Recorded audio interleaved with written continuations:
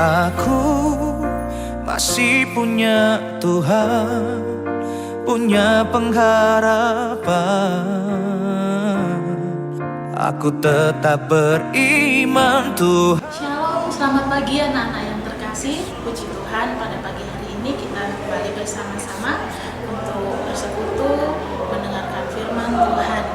Yuk anak-anak, sebelumnya kita akan berdoa terlebih dahulu ya. Mari kita berdoa.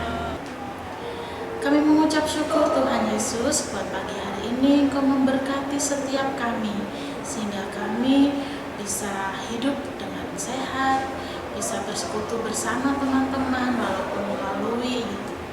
Tuhan, sebentar kami akan mendengarkan firman-Mu.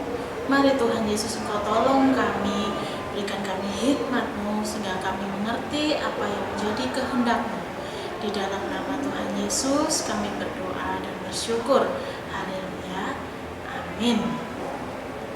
Anak-anak, firman Tuhan pagi hari ini berjudul berani mengakui pelanggaran dan bertobat. Ya. Sekali lagi, judul firman Tuhan hari ini berani mengakui pelanggaran dan bertobat.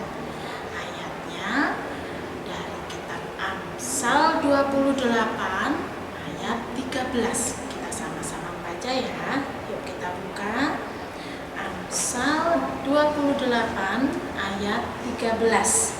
Miss Enda akan bacakan ya. Siapa menyembunyikan pelanggarannya tidak akan beruntung, tetapi siapa mengakuinya dan meninggalkannya akan disayangi. Wah, anak-anak, firman Tuhan katakan ya, siapa mengakui pelanggarannya dia pasti disayangi.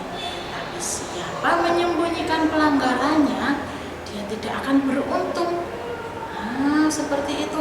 Ada loh contohnya. Masih ingat cerita tentang Nabi Yunus? Ya, betul. Yunus yang dimakan ikan besar, ya kan?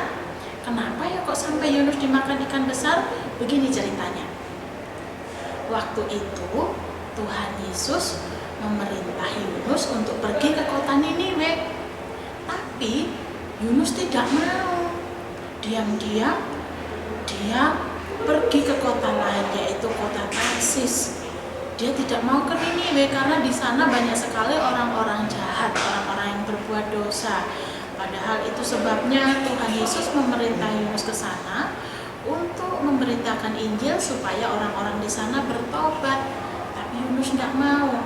Dia naik perahu ya, naik kapal untuk ke kota Tarsis. Lalu apa yang terjadi? Di laut, di tengah-tengah laut ada badai. Tuhan mengirimkan badai sehingga perahu itu hampir tenggelam. Akhirnya orang-orang di sana bingung. Nahkodanya, awak kapalnya, penumpang-penumpang lain, mereka berdoa kepada dewa-dewa mereka, kepada Allah-Allah mereka. Tapi doa mereka tidak didengarkan. Dewa-dewa mereka tidak bisa menghentikan badai tersebut.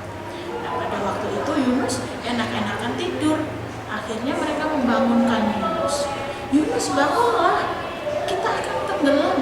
Ayo berdoalah kepada Allahmu supaya badai ini reda. Akhirnya anak-anak, mereka membuang undi, dan yang diundi adalah Yunus kena undian. Akhirnya mereka bertanya kepada Yunus, memangnya apa sih kesalahan yang kamu perbuat sampai Allah itu mengirimkan badai? Yunus akhirnya mengakui kesalahannya. Yunus bilang, iya memang aku seharusnya disuruh pergi ke kota Niniwe, tetapi aku tidak taat. Aku pergi ke kota Tarsis. Itulah sebabnya hukumlah aku, lemparlah aku ke laut saja, dan nanti badai ini pasti akan berhenti, karena aku tahu ini adalah muka Allah kepadaku. Akhirnya Yunus dilemparkan ke laut. Apa yang terjadi? Badai pun reda. Anak-anak, sepandai-pandainya orang berenang, orang bisa menyelam, tapi kalau dilemparkan ke dalam laut, tapi itu di tengah-tengah loh ya, mereka pasti tidak akan bisa bertahan hidup. Anak-anak, di laut itu dingin dan dalam sekali, jauh sekali dari pantai. Nah, akhirnya apa?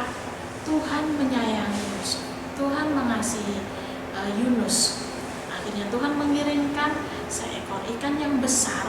Tuhan memerintahkan untuk menelan Yunus. Jadi tidak boleh digigit Yunus supaya tidak mati. Dan selama 3 hari Yunus berada dalam perut ikan. Kira-kira baunya enak enggak ya? Kira-kira bisa tidur nyenyak enggak ya? Pasti tidak. Karena di dalam perut ikan itu pasti berbau busuk ya. Karena ikan juga makan ikan-ikan kecil lainnya. Nah, anak-anak akhirnya Yunus itu berdoa, dia bertobat minta ampun, dia bilang, Tuhan, aku mau nurut, aku mau pergi kemana Engkau suruh. Dan akhirnya ikan itu pergi ke pantai di daerah kota Niniwe dan akhirnya dia dimuntahkan di sana. Nah, Yunus pergi ke kota Niniwe memberitakan Injil sehingga banyak orang-orang yang diselamatkan. Nah, itu tadi contoh siapa orang yang melakukan pelanggaran itu berani mengakui pelanggarannya, dia tidak menyembunyikannya. Karena kalau dia menyembunyikannya seperti Yunus tadi, maka dia tidak akan beruntung ya. Seperti Yunus mengalami apa? Ada badai. Namun ketika Yunus berani mengakui dan bertobat, maka dia disayangi. Akhirnya Tuhan menyelamatkan dia ya. Demikian juga dengan kita anak-anak, kita harus berani mengakui kesalahan kita, jangan takut dimarahi ya, daripada nanti kita tidak beruntung ya. Kalau kita mau mengakui pelanggaran kita dan bertobat meninggalkannya, maka kita akan menjadi anak-anak yang disayangi Tuhan, disayangi orang tua dan teman-teman semua. Oke? Demikian firman Tuhan pagi-pagi hari ini. Mari kita berdoa. Terima kasih Tuhan Yesus buat firman-Mu. Tuhan, kami mau menjadi anak-anak yang tidak takut untuk mengakui kesalahan. Kami mau Tuhan untuk bertobat, meninggalkan kesalahan-kesalahan kami dan tidak mengulanginya lagi. Beri kami keberanian Tuhan. Tuhan Yesus, sebentar kami juga akan melakukan aktivitas kami. Tuhan tolong kami, sehingga Tuhan Yesus apapun yang kami perbuat Tuhan jadikan berhasil. Dan kami percaya kami ada di dalam perlindungan Tuhan. Di dalam nama Tuhan Yesus kami berdoa dan bersyukur. Haleluya. Amin. Baik, sampai jumpa anak-anak. Tuhan Yesus memberkati.